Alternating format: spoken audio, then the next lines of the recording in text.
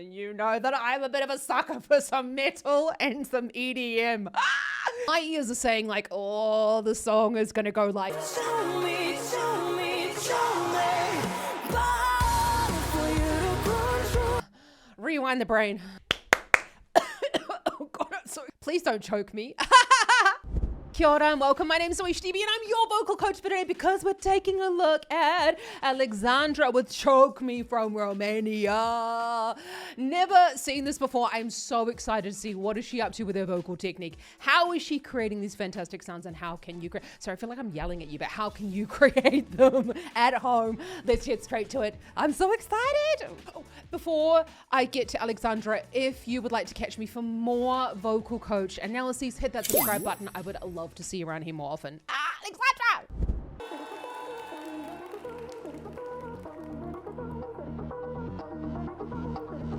Phantom, you feel like a phantom. If you've been here before on my channel, then you know that I'm a bit of a sucker for some metal and some EDM. I already know I'm gonna like this song. Okay, so we've got this phantom, a little bit of a lower larynx there, bit of breath being brought in. And you notice the way that she ends the notes. Let's just go back on that. Phantom, you feel like a phantom. So often singers, I mean, not professionals, but a lot of singers that come into the studio, they forget about the end of the note. Phantom. That's where it holds so much of the emotion of, you know, what we're trying to get across. That's like a sigh, like you're annoyed at someone, like you're just fed up with them. That letting out a breath at the end. Don't forget the end of your phrases as well. You feel like a phantom. Why do you wanna take me? It's hard to breathe and do you feel me?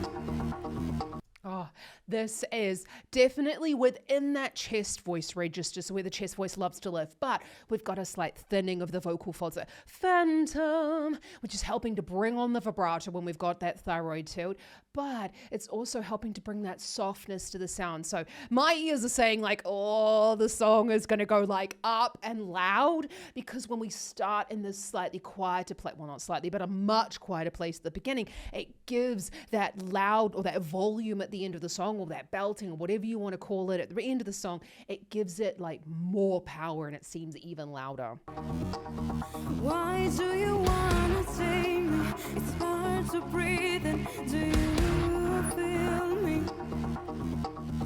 Do what I say and don't you ever betray me. You are here to obey me, are you not? All I need is your love. I want it to show me. Oh God, I'm so excited. I choked on my own spit. Okay. So many different sections in there. So when she's going down to this, it's almost like she's using a slack vocal fold, which is right at the slowest movement that our vocal folds can make. Could also be slight constriction. Let's go back on that. It's hard to breathe and do you feel me? Do what I say and don't you ever betray me. You are here to obey me, are you not? I think we're sort of around the FF3, which is the F below middle C. So that's quite low within the chest voice register. You could also just kind of speak that on pitch if you're finding that a little bit too low, but it's about really getting the larynx like ba-da-da-da. You can also see that she brings the lips slightly forward because that's important when we're darkening the tone. Feel me. Do what I say and don't you ever betray me. You are here to obey me, are you not? All I need is your love. I want it to show me, show me, show me. But for you to control, I want it to show me, show me, show me. Love with me, my love is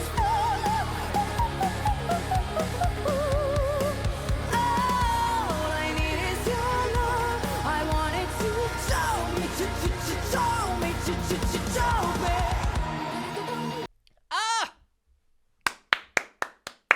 Oh, Alexandra, I was thinking, where can I? And then she went, oh, okay, let's go back on that chorus. Right. Rewind the brain. Are you not?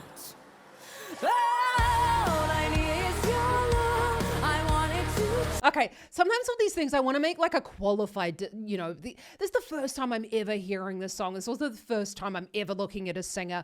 Honestly, in like a real life situation, I would always let the singer in my studio sing through the entire song before making any comment on their vocal technique. So this is always on this channel a little bit of a push and a pull between what I'm doing throughout the performance, but also looking at that vocal technique. In order to get like a full roundedness of someone's vocal technique, you have to listen to the whole song. So she does go higher in the second part of this chorus. So go, oh, I wanted to love. And she goes into that slightly breathier quality. This is very typical within a lot of singers who kind of hit their chest voice too hard. Oh, I wanted to love. And they're trying to go higher in the range, and the vocal folds just kind of want to open. This is one of the biggest reasons why people come to singing lessons. Ever betray me, you want me to obey me, are you not? All I need is your love. I want it there. Oh, I need your love. That flip. So what we're doing is that we're going from that thicker vocal fold with quite a lot of pressure. Oh, I need your love. And we're allowing that vocal for that. It's a yodel, actually. It's technically a yodel. We're going into the stiff vocal folds there for the falsetto.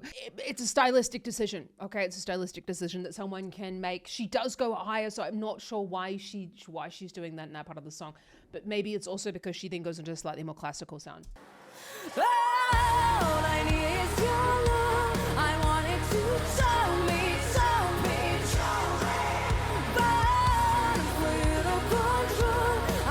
Yeah, you go, oh, I need it. And I mean, she goes higher than that. So she doesn't like technically need to do that. That is, again, thicker vocal folds going into the falsetto. I need you to choke me, choke me. It's much easier to do that little bit of constriction at the end of the phrase because we don't have quite as much breath pressure underneath the vocal folds. And what that can do is it actually helps to close the vocal folds. So to make that at the end is much, much easier when there's just less pressure in general. I need you to choke me. And you can go that, and it's like you're using a little bit of growl at the end of the phrase. Now, there's a big difference between using an effect with pitch and using an effect without pitch. I'm sure she'll do some more, so we'll talk about that a little bit later. I wanted to tell me, tell me, love me,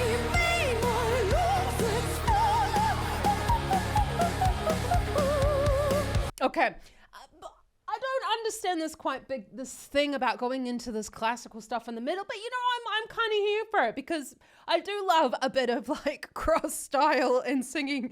This is hard to go from like a full rocky chest voice sound into okay, let's just go back on that. You might look at it and go, whoa!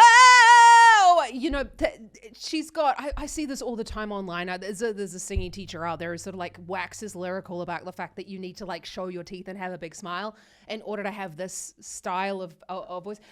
You fucking don't, okay? You really don't. But what that can happen is for some, that can help, is some singers prefer that, whoa! I mean, firstly, it's like a bit more like rockier. It's like coming forward. It's like showing your teeth. It's that sort of almost like aggressive side of rock music. But that whoa can help with a higher tongue position, and also that crinkling of the nose may, for some singers, help for them to get the soft palate high. That's really all we're after in that moment. But yeah, you don't have to do that. It just can help.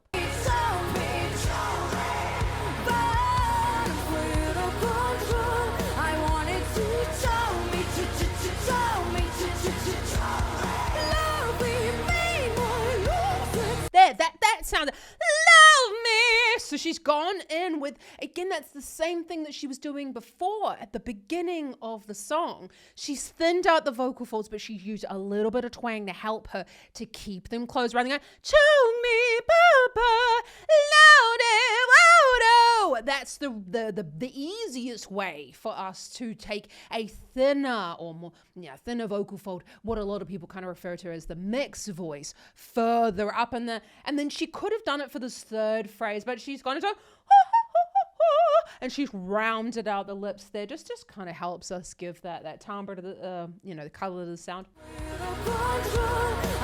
There, I would have, unit control.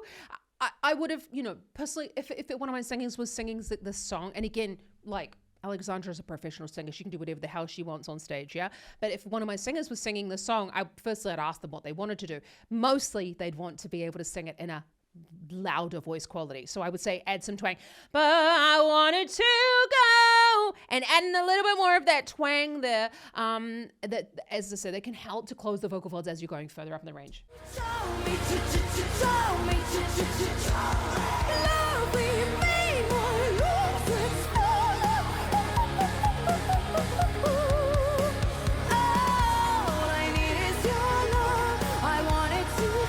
I love this. Okay.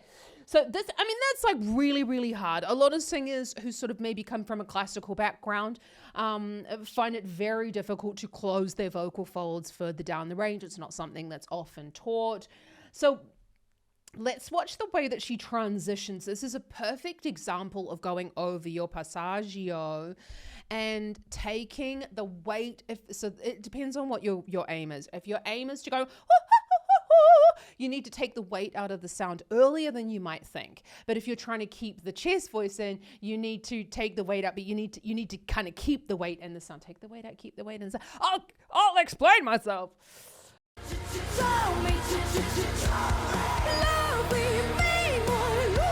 Can you see? She goes, love me, and she goes down.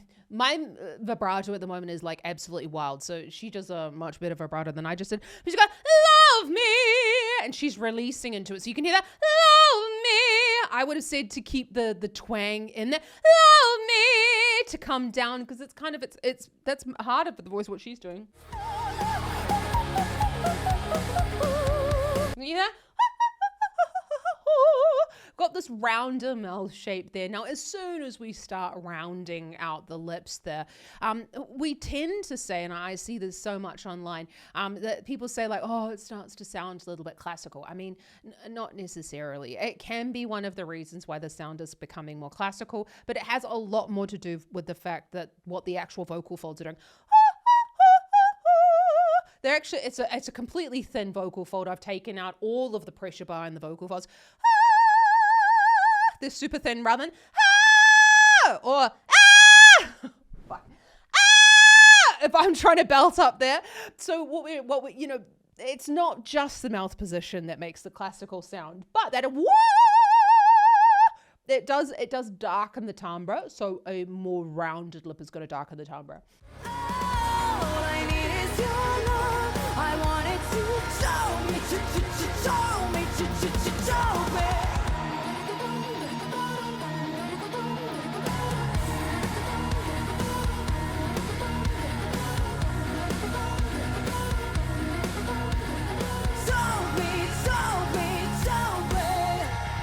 Save me. Inside I'm blazing. I want you to call me. My body's begging. Yeah, I thought she didn't really need to go into that. By me. Okay, no, professional singer. That was a decision that she was just making there. Hard to sing on the floor. Let's just go back on this. Save me. Inside I'm blazing. I want you to call me. My body's begging. From the F sharp. So we've got this, my body's begging. We're just in a really easy part of the chest voice register there. When we're going back down in the verses, it's really important to take, just like Alexandra's done then, it's really important to take the volume out of the sound. The tendency is often in singers that they'll do the chorus and then they'll continue just singing quite loud for the whole thing. We need the song to kind of go in waves, not only for the stamina of our instrument, but also for the listener. Otherwise, it's just like a wall of sound. This creates more interest for us. Do what I don't you ever betray me. You are here to obey me, are you not? All I need is your love. I want it to show me. Okay, yeah, I thought she'd had a bit of screaming experience. You can hear there at the end. This is what we would call an asymmetrical movement of the vocal folds in the scream. As I said earlier, there is a difference between screaming with pitch and screaming without pitch. Now, I am not a screaming teacher. I will put a link in the description below for my favorite screaming teacher I had a couple of lessons with, and I work with her on my own screaming because this is something I want to learn how to do because it's so cool, but it's very hard. Okay, but basically it's about low breath pressure. It's basically no breath in the sound, but we're making sure, the vocal folds are not moving for pitch. It's a completely different technique than singing on pitch. So I'll put a link in the description below for Britta's details because, she explains it a lot better than I do. Do what I say and don't you ever betray me. You are here to obey me, are you not? There you go. I can't do that. Yeah, that's what I'm learning to do. So we've got there that it's essentially I'm not even going to try. Yeah, that's what I'm talking about. It's not on a pitch. And this is often where we get mistaken when we're listening to these types of performances. We're like, oh yeah, the whole thing was screamed. But it's actually a really great technical dance between pitch and non-pitch with that. All I need is your love. I want it to show me. But for you to control, I want it to show me. Love me, oh, cool. Okay, so we're up on the B flat the B flat 4 there. Whoa! That's up there. It's getting to the top part of the natural chest voice. So you might find that you need to take the song down half a step if you're struggling with that part of the song. I do have a lesson all about how to find this part of your chest voice actually down in the description below, because it's really important to get good vocal fold closure further down in the range. So go, whoa, I need you to love. We don't have a lot of glottals in there, so we don't have many words. You could do rather than whoa. That would probably help you to close the vocal folds there. We need to make sure that we've got that glottal onset at the beginning, so we're closing the vocal fold before the onset of the tone.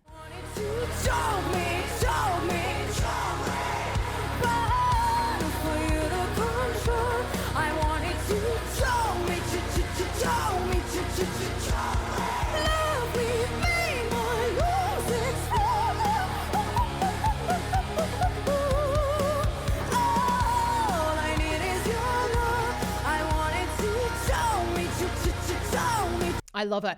That is training there. So that's a really great classical sound. Actually, we have closed vocal folds. We have the thinness going on there. She's not trying to go really, really high. You can see that there's like a relaxation that goes on within her face when she's doing that. That's very challenging. It's what we would also call, within a song, it's hard enough. It's hard enough to do it when you're singing two different styles of song. We would call this cross-training in singing, when we're singing different styles of music. And you'd be surprised, actually, they complement each other, metal and singing classically, because we need to be able to stretch the vocal folds, but also to, when we're moving them in lots of different ways, we're actually strengthening all the different muscle groups. I wanted to show me,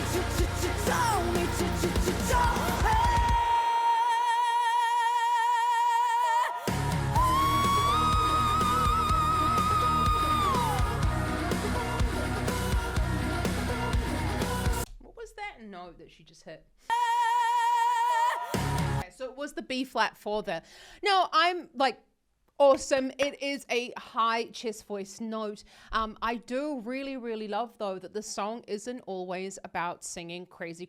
She does do a crazy high note there, but that whoa, you don't have to. It's all relative. That is still a really great chest voice sound. She leans back there. Honestly, I don't think that she needs to do that. She could probably sing this in the shower without any of this, facial expression and stuff like that going on. That's all part of the emotion. It's part of the performance. But I would want you to think about, maybe taking those arms out wide. Whoa! keeping that air vowel in there. That's just going to help you with the arms to stabilize through the larger muscles of the back.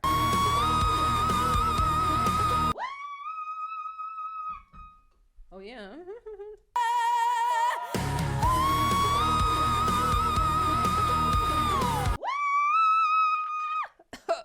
I haven't warmed up this morning. Yep, she's definitely a trained singer to be able to hit those what is that, C, I don't know what key the song is in, okay? Yeah, but anyway, it's a D flat and an E flat 6, or a C sharp and a D sharp 6, whatever the key signature is of the song. That's high. That's very, very high. Yeah. That's like Phantom of the Opera kind of high. Actually, she goes up to an E6. But way up there, very high, okay? Thing is, when we start getting into like real classical music in opera, what is real classical music? That's also like an entire umbrella of music in itself. But say, when we're starting to get like louder, higher, very, very, very high notes, we need to thin the vocal folds, but she's also using that twang. Did you hear that? Woo! And she's using that twang in order to close the vocal folds there.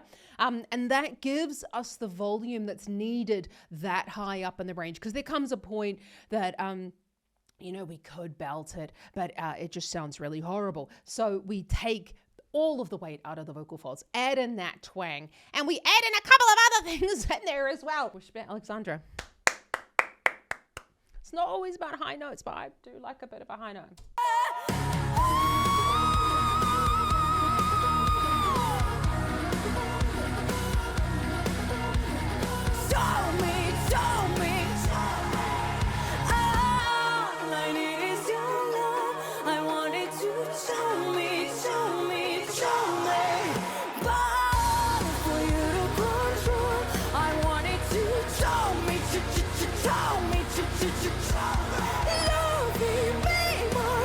Okay, so the only thing I'm thinking, but I'm like, I would like a little bit more K and the choke me, yeah, but that's the singing teacher, and it's just like, Alexandra, I'd like a little bit more K. So she's brought it down, not, what am I saying? Nice. She's brought it really down in the volume for that bridge section there. All I need is your love. I wanted to show me.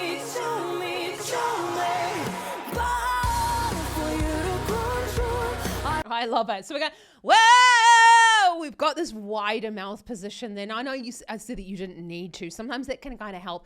It's more to do with the vowel, actually. Whoa! That's a high position, tongue position, right? See my tongue?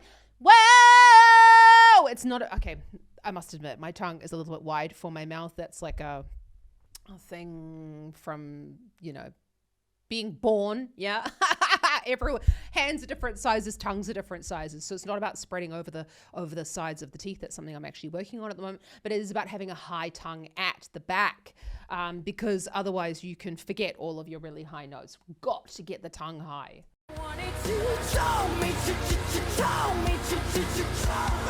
And she's bringing choke me, choke me, choke. With that vowel, it's also easy. Do you notice she's going off the pitch there for that bringing the lips forward is also darkening that sound without her having to lower the larynx. So it's sort of like little timbre changes.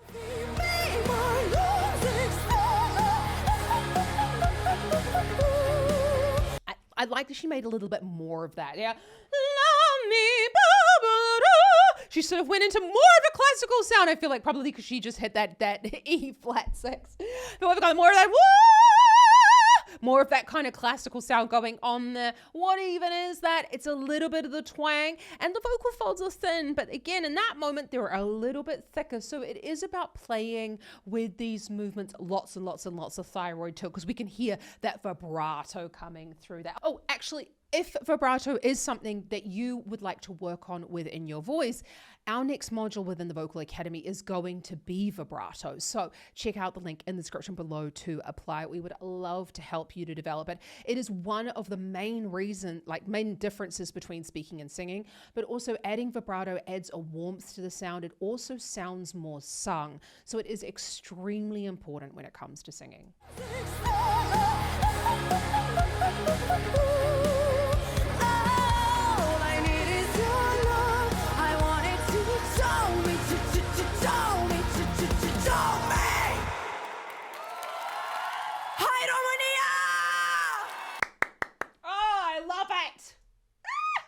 that just made my morning. I'm just going to be like, I want you to choke me. Everyone's going to be like, Zoe, choke me with, please don't choke me.